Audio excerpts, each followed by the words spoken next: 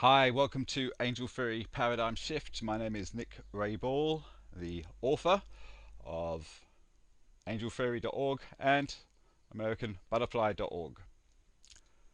Okay, and the creator of the Villa Secrets Secret and villasecrets.com. Okay, I'm going to go through a lot of stuff here, and it's kind of the idea is having sent some teaser information. At one point, one of my learned target professors may ask their designated reader to read up on this, and this video is really for the designated reader. It's there for somebody who's got time to go through this. Now, I'm doing this straight off the cuff. There's been very little preparation, and I'm going to make little mistakes here and there. In an earlier version, I got the name of Edward Witten wrong. I called him Paul Witten. Things like that are going to happen. If I stopped and started all the way through, it would be disjointed, and if I made many videos, I'd never get around to finishing it. So look, we're just going to go for it. You will have already received the video of this slideshow, but we're going to go through it quickly. Okay, so what we're talking about is an economic theory of everything, or what I call super economics, which includes an ecological theory of everything and a philanthropic theory of everything, and that's really the point. In general, capitalism, everything getting bigger and bigger and bigger. I'm not for it. It's not good for nature at all, unless we build it in a way that is good for nature, and so that is throughout this entire work. Basically, we've got sort of 8 books here, and we can see here 1 is the M Systems, their economic theory of everything is 2, the GDP game is 3, books 4 are the TBS, the Total Business Systems, VSN, Virtual Social Network, S-Word Films, and S-World UCS Simulator, and Audacious Ideas. All of these stem from this book here I did in 2012 called American Butterfly, but it was titled The Theory of Every Business, and we'll see how this has evolved into angel theory. There's also 2 follow-up books. One was much more of an exploratory work called Spiritually Inspired Software, also called Economic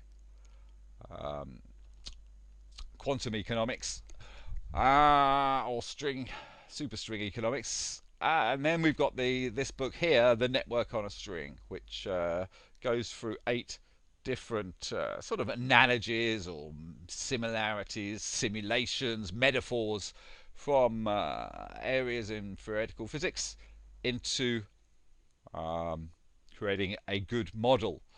Okay, I'm just going to go straight to this. This is one of the most recent chapters. It's actually not on the website at the moment because we didn't put the link on, but it will be soon. You'll find it under here. And from a great man who I'm really quite gutted not to have got to meet, is Professor Hawking's quote from him: a model is good if it is 1, elegant. Elegance is not something easily measured, but it is highly prized among scientists because the laws of nature are meant to economically compress a number of particular cases into one simple formula.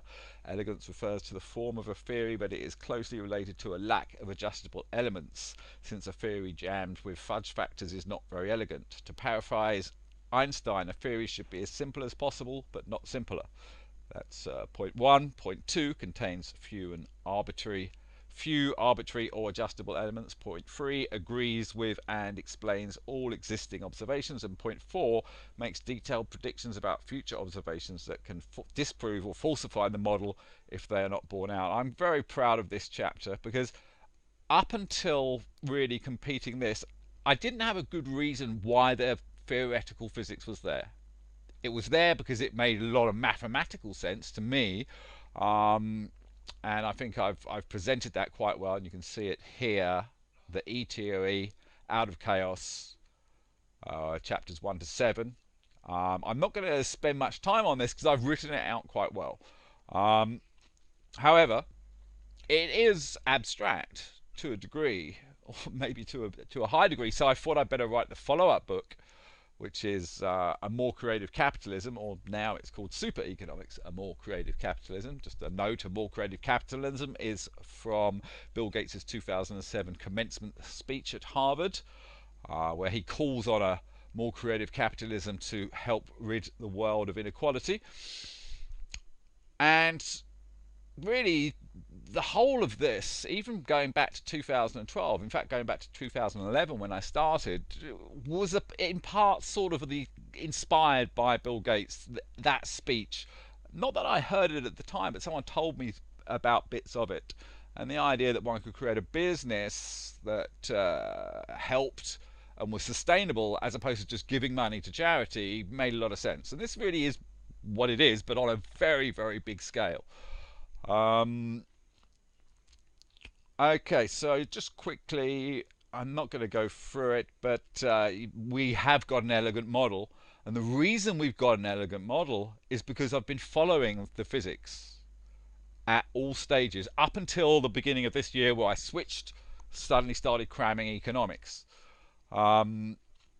Anyway, this page is here to be seen and to be read, and it really should be one of the first ones read in terms of, want to see something that's a little bit solid. Okay, so there we go. This is chapter 1, a good model. This is followed by chapter 2, string theory systems, and this gives us much more of a crammed version of book 1, albeit it's quite a long chapter. We sort of look at what string theory is. We look at Dr. Amanda Peet and the Peet tent. We spend quite a bit of time with her, and AW is first on my list to join the free economics people who I wish to comprise of the first 4 I'm sending this to. The others being Thomas Piketty, David Amos, and the special one, Richard Thaler. Okay, so there we see the Peet tent of economics. What we're looking at here is, this is a very, very, very simple idea. And it's just simply that the network has to have enough money to be able to cope with the negative companies as well as the positive companies. So for every loss you take, you've got to have more pluses. I mean, it's very, very simple. But as a base characteristics within a big system, it makes a lot of sense if you can sustain it. And this is, just letting one see the systems very, very simply. And then we've got the Susskind boost from Leonard Susskind, the legend, who could say he founded string theory.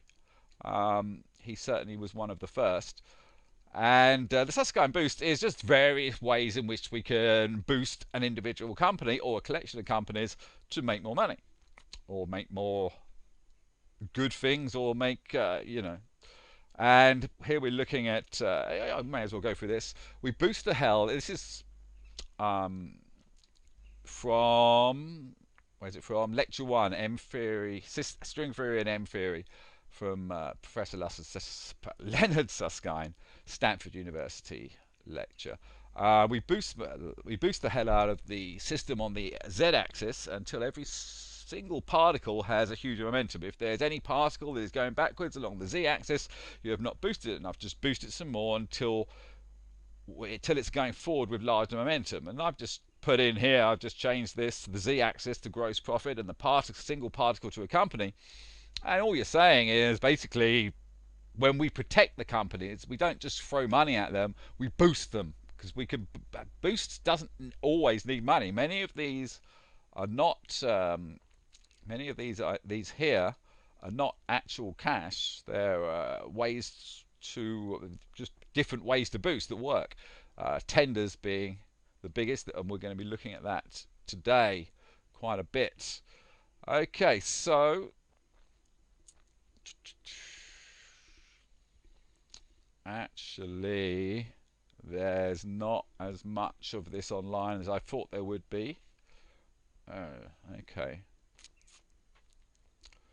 We're missing quite a lot. Let me pause and let me go to Word, and we can continue. Okay, we're back in business. Okay, I've moved over to the Word document. I'm just going to continue on Word. I'm focusing on this because it's not online for one, and it is the most recent work, and it leads into the chapter that I am currently working on. Okay, so there we go. There's don't be overly concerned by these. This is just algebra. You know, these are just different things, different ways to boost the network economy or an individual company. But we do get, now we're getting to the Susskind boost and the res equation.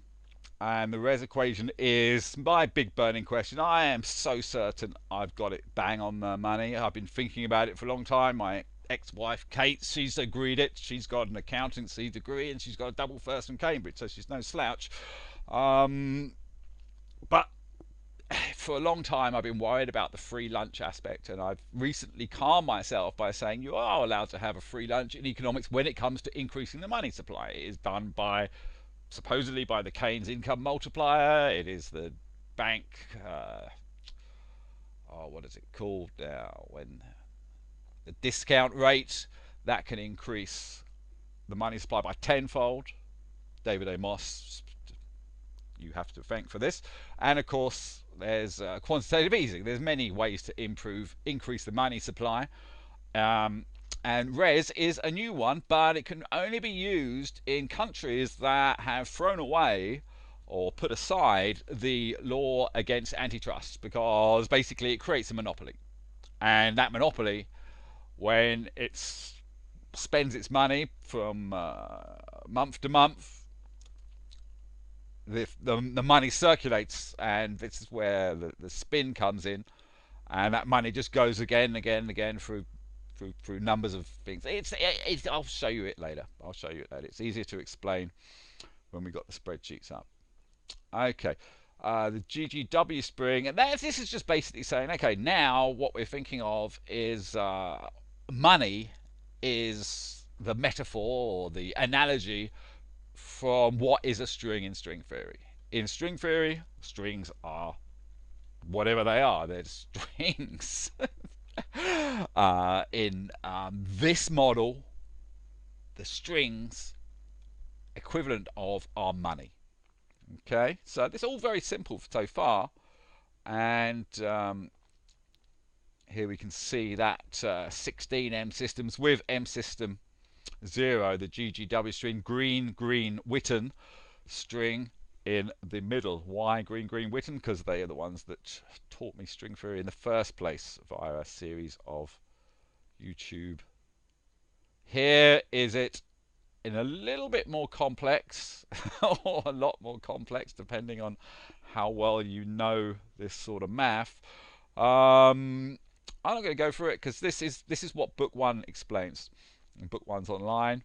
Okay, the green symmetry. Now this is where it gets slightly more complex, and we've got the notion that this is the smallest constituent, and we're talking about string theory here. String theory, the notion that string theory is the smallest constituent is paradoxically not at odds with the statement that it may also be the whole universe. Now, when I heard that, I really didn't know what to do with it, to be quite honest with you. But it stuck in my mind, and a few years later, when I was listening to Hawking's, I think it was The Grand Design, or it might have been A Brief History of Time, not sure. And I had this idea, and I committed it to a spreadsheet. And this spreadsheet, you can find this in online here somewhere. Let's just open a new page.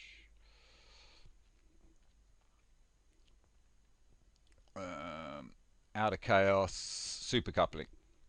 But I'm going to continue from the latest version, and I'm now going to find and open up the spreadsheet. This is number 1.15. We're now on 1.3. 1.35, and I'm going to find that spreadsheet, and I'm going to come back in just a second. Okay, here we are. I found the spreadsheet. Note there are two versions of the spreadsheet I'm currently working on. One is number 1.35C, and the other is 1.32C. 1.32C is the cautious estimate of revenue efficiency spin, and spreadsheet 1.35 is the standard version. 1.3, I'll explain why later. Okay, so here we can find supercoupling, and it's very, very simple. It's just by having simple rules that one company started in 2017. After 3 years, has enough money, which in this case is $167,000, to create 2 new companies. You can see that there, that 2. Okay, and the following year it has the same amount of profit. The year after that has the same amount of profit. Now, what's going on here? This is basically going to the heart of what I call POP, and this is what a lot of the first book, a lot of the second book, first part is about, but specifically the flap of a butterfly's wing. Here, basically, it's a solution to rounding errors. That's how it started, but then I just ran with it when I worked it out. I was so chuffed with myself for thinking up something that was sort of slightly clever. I thought I'd carry it on. Where are we? Okay, so let's find a nice picture of a cube. Okay, so if the POP point, we basically start with everything cubes itself, but if we think of just one individual cube, and let's go back to the spreadsheet we were on and think about that being $167,000, what's happening is the company, or the network of companies that is represented by one or a larger cube, has reached its point of profitability, where any additional profit must be invested into a new venture which they will own half of. So it's kind of like a tax. Well, it is a tax, and it's a tax on making much more profit, or reasonably more profit than one would have wanted to do anyway. Let's say, for instance, someone wanted to have a comfortable life and they needed $100,000 a year to do that. And we approached that person and said, look, set up this business and you're going to make $400,000 a month. But as soon as you hit $400,001, you've got to invest that profit into making more companies per our system, i.e. it's a forced investment. And generally half of that investment will be returned to them in terms of more equity in these new companies that could equal a second salary, etc., etc., and half of it goes to the community. And that's basically, you then get all these companies that have exactly the same POP point, so then you can clump them into groups of 64 or 512, and all of them are stable, because we all know exactly how much they're making. In that example, if it was 400,000, it would be 400,000 times 502. And it's forcing the economy to get bigger and bigger and bigger. You can't go back unless you're making a loss.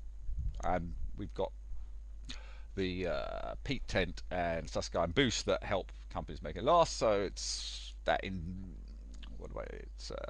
it creates the integrity of the cube. Going to get back on point with this spreadsheet.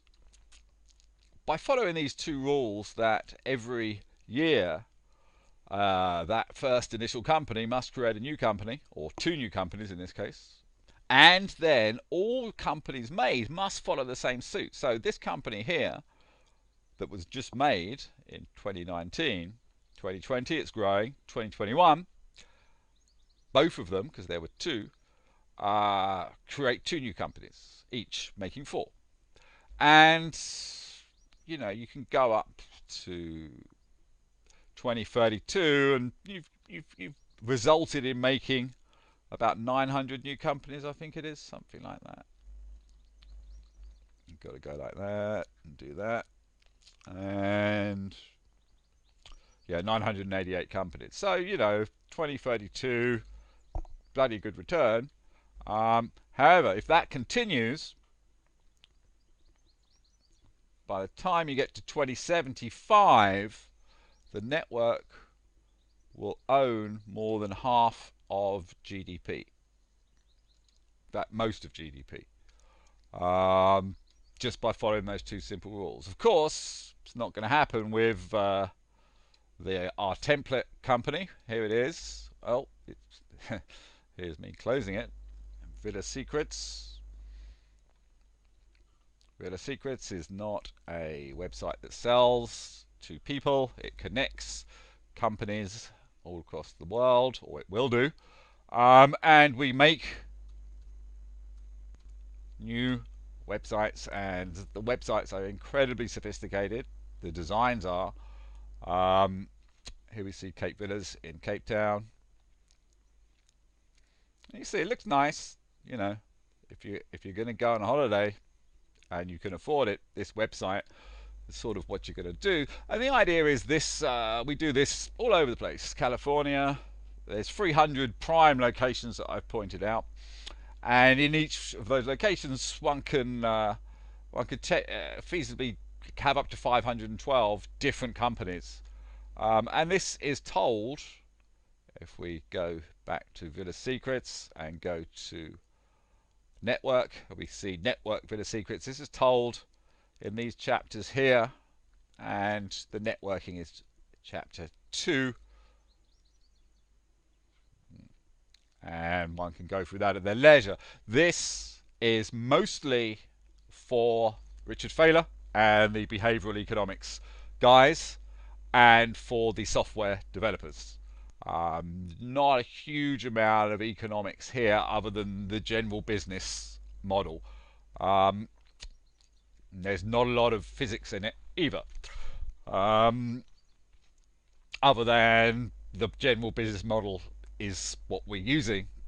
Anyway, the point I was trying to make is that's not going to happen with Villa Secrets. We're not going to, although you can see Villa Secrets doing that each year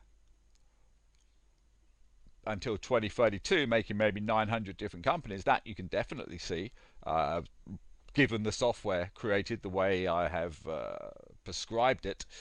That we could definitely see. But overtaking the economy, no. You need a lot more different companies. And that's where we get to the Lake Malawi Grand Network and other grand networks like it.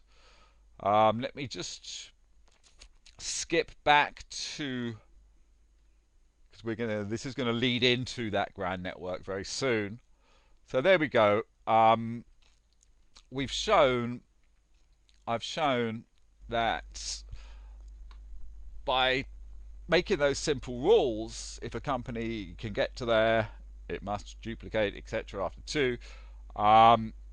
We can show that one company could potentially become the entire economy. And this is the parody on the notion that the smallest constituent of string theory is not at odds with the statement that it could be the whole universe. So here we go. We're getting a little bit more complex with our metaphors, and here we can see there's a good presentation. I think this is a good presentation of the PRP system that I just sort of roughly explained earlier, so I'm not going to go back into. But we're going to go into Angel Pop, which is M System 15, and it's going to be very, very, very simple. The math has led to a certain way of building the network, and that is the grand networks when we make basically whopping great big property developments the size of a country, um, ecologically sound property developments, that is, i.e.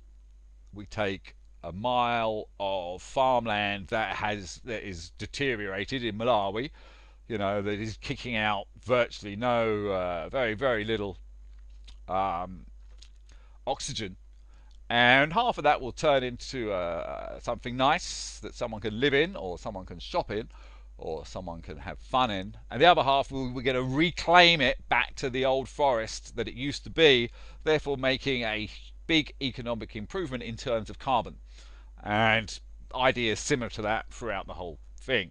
And the general idea of Angel Pop M System 15 is that grand networks in areas of abject poverty are special projects. Let's have a look at the special projects. Okay, we go to part one. No, we have to go back to Angel Theory, and we go to M Systems. Number 4 there, ecological and philanthropic projects. This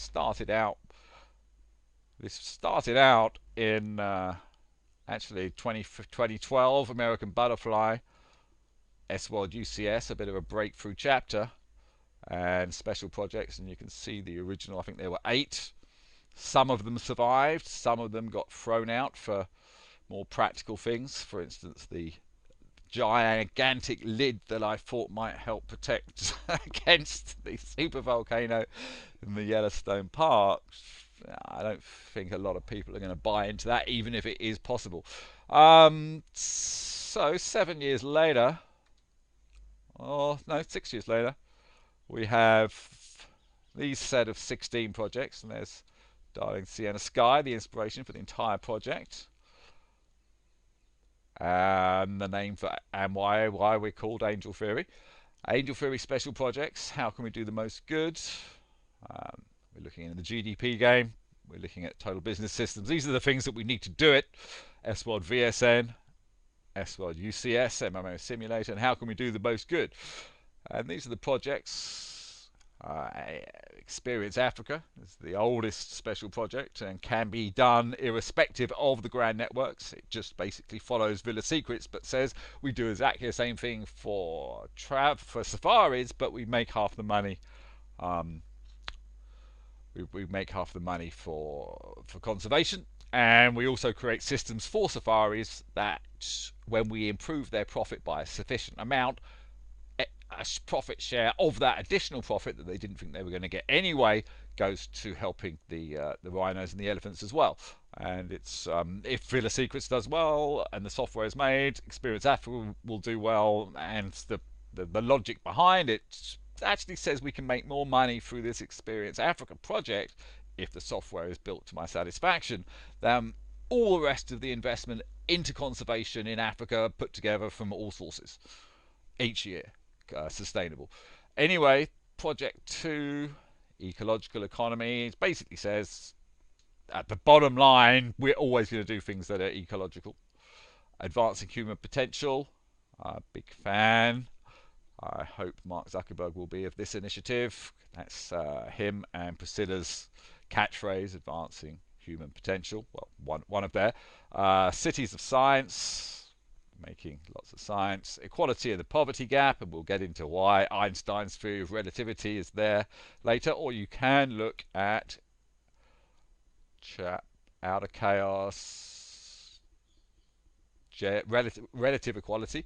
Sienas forests, the idea of commoditizing rainforest, so we buy so much of it that other people start buying it. Everyone's buying it, and it's so expensive. There's no way you can log it.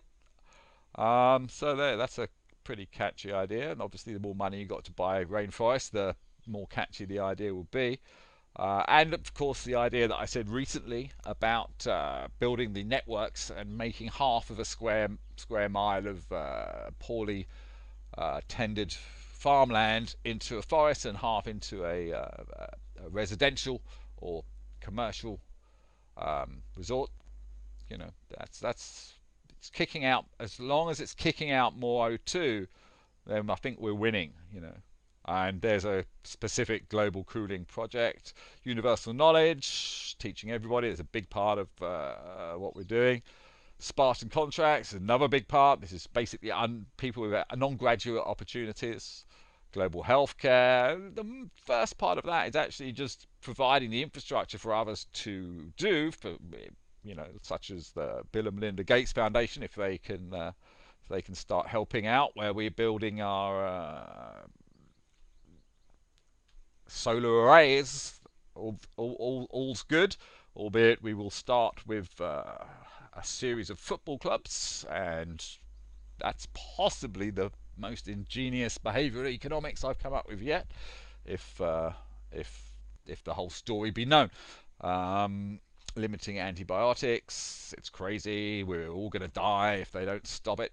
African rain is massive desalination projects, hugely expensive at first, basically flooding North Africa with water and turning it back into the forest that it was in pre-Roman days. Whole of North Africa used to be a forest, like Brazil and the Mississippi sort of areas, and now it's not, because the Romans and everyone made crappy farms that when the dust came in, and that's 2,000 years later, if we can turn that territory back into fertile lands, solves a lot of immigration problems, and that's a big part of what we're doing. Their oceans, popular nowadays, popular initiative, get rid of the plastic bags, etc. Glad for it. Middle Earth, that's one of my little fantasy ideas, really, and that's to build underground cities so that if a big asteroid came, or whatever came, the volcano erupted, there'd be somewhere for people to live. Also, there's the idea of doing a similar idea, but in colder climates like the north of England, creating not an underground Middle Earth, but an overground Middle Earth, just sort of basically a large development, but not fenced off, under a canopy of some sort, and so it seems like it's sunny. Why not? It's the only idea I've got for the UK, other than the distribution of the global continental networks, of course, which is a pretty cool idea, I think. Anyway, the population point. This is really, it's my personal why are we all doing this? Why is it so important to do it so quickly?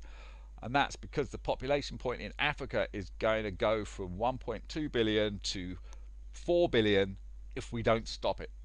If we can cut it down to about 2 billion and make up that extra land in the north and do the economic transformation that we're going to get into soon, we can stop that population from overgrowing, and that's going to solve a whole load of problems for the whole world. Because at the moment, million people trying to move from Africa to Europe. Imagine if there's 4 billion people, you will have 2 billion people trying to migrate, and that will cause unbelievable chaos. Utter chaos. Okay, Spartan theory. How do we make peace out of all this? Got a few ideas on that. Not going to get into it right now. And universal colonization, and that used to be a big sort of way off in the distance, but now that Elon Musk is focused on Mars, it's we just call that we're going to Mars, and we call it Mars Resort 1. And Mars Resort 1 actually gave the idea of res to the Lake Malawi resort that we're going to be looking at soon.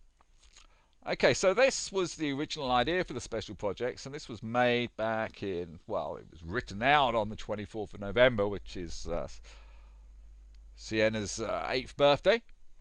Sienna Sky, my daughter. S World is Siena's world, by the way, if anyone didn't know. And what we got to look at now, and I'm just going to click on it and scroll through it because it's as long and more. It's now how all those projects, how do they actually get made? And here we've got it. It's every single one of those projects. Plus, there's another 6 projects, um, and there's detail on that. There's detail on every single one of them, and they all become ripple effects of the Lake Malawi resort network, which is not solely for Lake Malawi. That's the best place I think to start, but I would strongly wish to move up to about 32 types of that development by what is known as Phase 4 or Angel City 4, the time 2048. Okay, so there we go. Look, here's the solutions. We've shown what we wanted to do, and here's how we can do it if we get the it's protecting the elephants there. These chaps are Russians. This is part of the Spartan theory. Not gonna get into it now. Okay, so we have taken a serious look at these special projects, and that's a good thing because really that's what it's all about. Grand network. We're gonna get back to Angel Pop, M System 15. Grand networks in areas of abject poverty are special projects. If we create grand networks, large resort styles of developments the size of a country, in countries of abject poverty, all of those special projects get created. So one can be as capitalistic as one wants. In fact, the more capitalistic, the better. Capitalism, love it, love it, love it, as long as it's tied to making those special projects, which it is. Okay, so the POP train.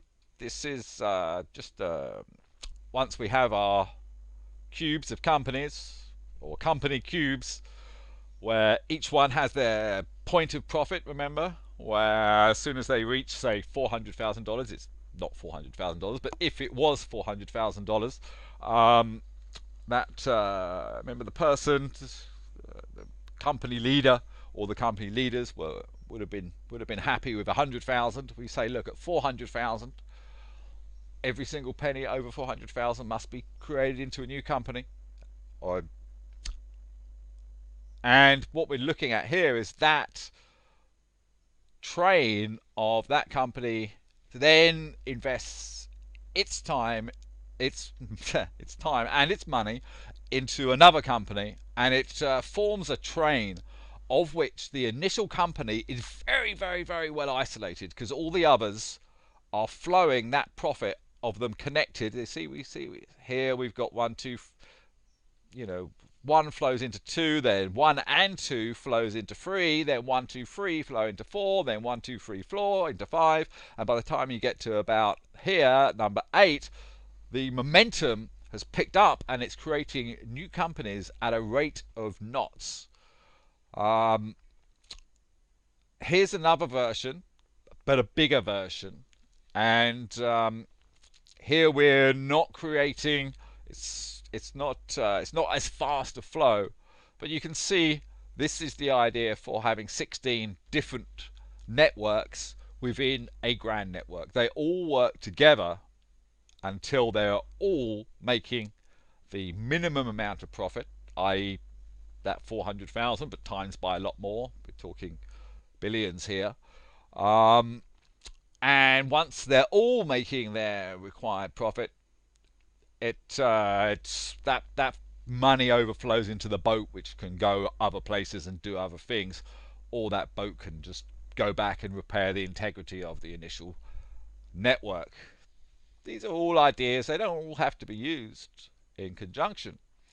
Okay, PRP supercoupling is it's a different way of doing things. This way here, this POP train, it's very, very safe. It's very safe, especially for the initial companies, because all the other companies would have to fail for it to fail. And we're not making failing companies here. There's a lot of software that we're probably not going to get into right now. There'll have to be a separate session. A lot of software. Well, we'll get into it a little bit later. There's a lot of software that stops the companies failing, and there's a lot of systems that stop the company failing. So we're not making failing companies. Here, POP, we basically go into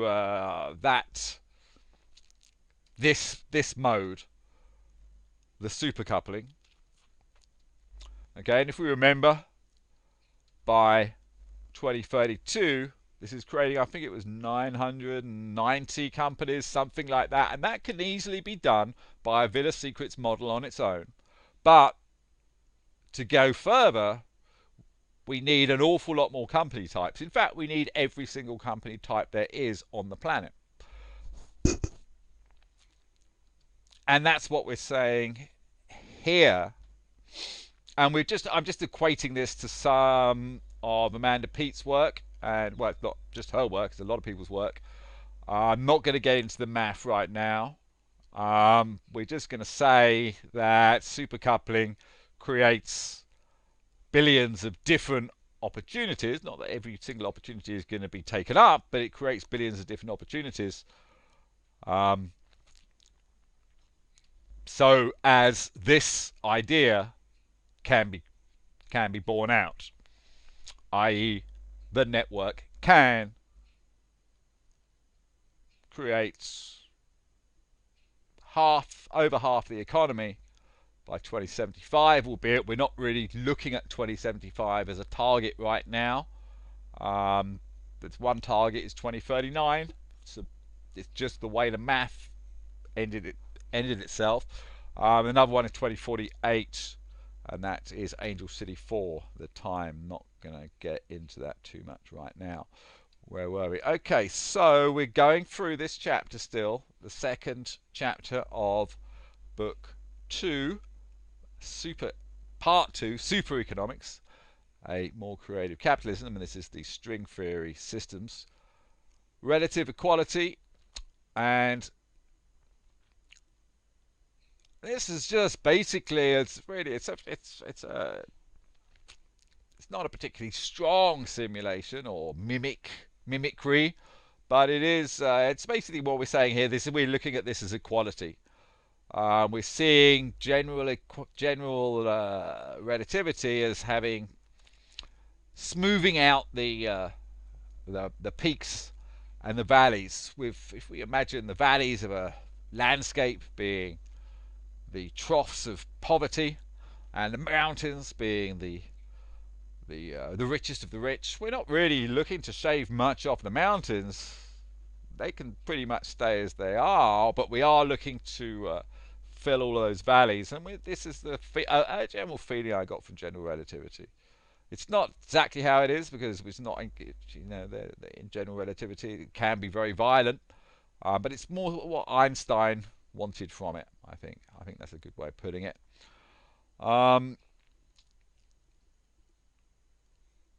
Okay, right. Last part of this chapter is American Butterfly completing the loop. The idea behind American Butterfly, if we go back to the home, idea behind American Butterfly was that a great network would be created in America, and it would that money would eventually start creating networks in Africa and all over the world, and that's the butterfly of the original American network. The butterfly is it's spreading out across the world, and at the time of making this was actually based on a model of Greece beforehand. It's just we just didn't think I could get any interest in a model in Greece, and also had a meeting with a member of parliament over in England, and they were just totally uninterested, so I moved on to America. So never had a circular butterfly effect. A circular butterfly effect is when you make a ripple effect that eventually comes back and benefits the founder. Now, because we have the Peat Tent, which says all companies must be protected, imagine that in the future, this is what this chapter is about, string theory for extreme should be macroeconomic, sorry, macroeconomic circumstances, or it should be conditions actually. What? Conditions. String theory for extreme macroeconomic conditions. We start with Tim Del Mastro's End of the World, End of the Road, how money became work, this documentary, and how it predicts a fiat currency crash that will basically cause hyperinflation in the USA, like it did in Zimbabwe in 2008. So you can be seeing $100 trillion notes. Now, don't panic.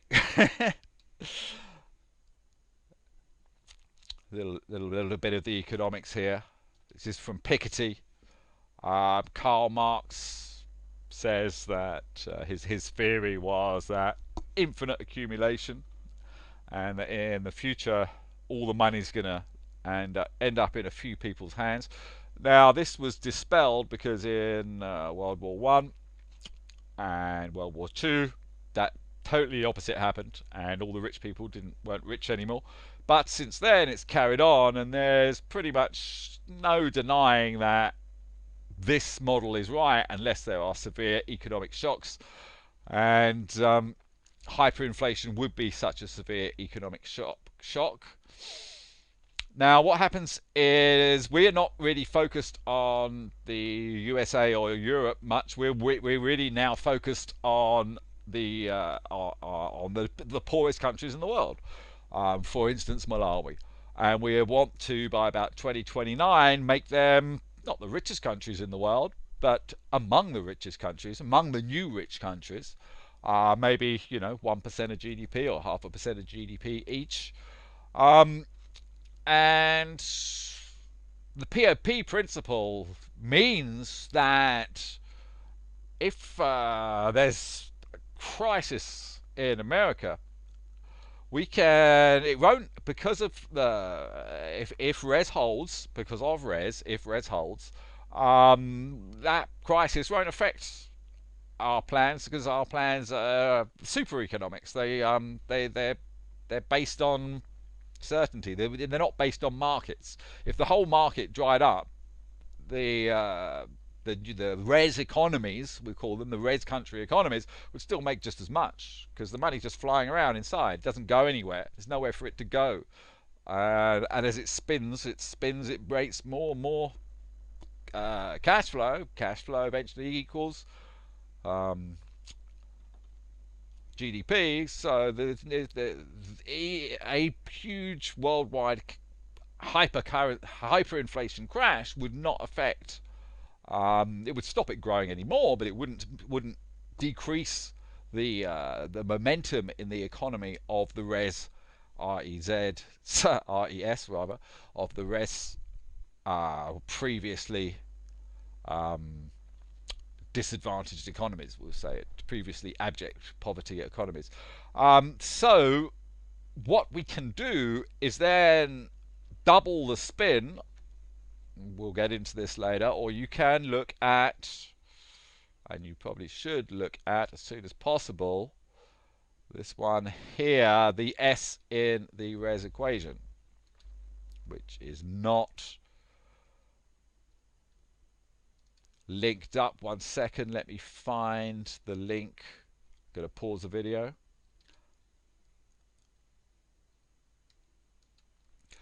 Okay, I have found it, and the URL is here.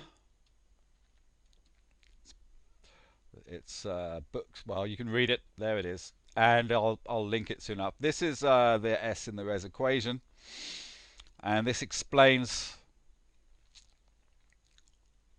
the principle. I'm going to get back to this soon. I'm just going to flip back to where we were. Okay, now I cannot remember where we were. Let me pause. Okay, here we were, completing the loop, American butterfly. So we can double the spin in the res equation to basically double cash flow that cash flow can then, instead of being spent in the previously abject poverty countries can be shoved over to the USA, which will kick it out of its own stupor, given that the network is big enough to be able to do that. If the network is about 1/10 of GDP, it should be able to do that without much of a problem. And that is the loop. America helps by initially funding some of the network or much of the network, which is then develops on its own and can at a later point flip round and protect America against the hyperinflation or other economic peril. Right, okay, so that's pretty cool, and that brings us to the end of book chapter 2 in part 2, book 2, part 2, Supereconomics, and more creative capitalism. And I am going to now take a break. I'm not sure if I'm going to turn this just into a pause and carry on with it, or turn this into a series of videos. But for now, I'm going to pause, and if you do not hear from me again, then somewhere you should have been presented the second part of this video, and you can watch it there. Okay.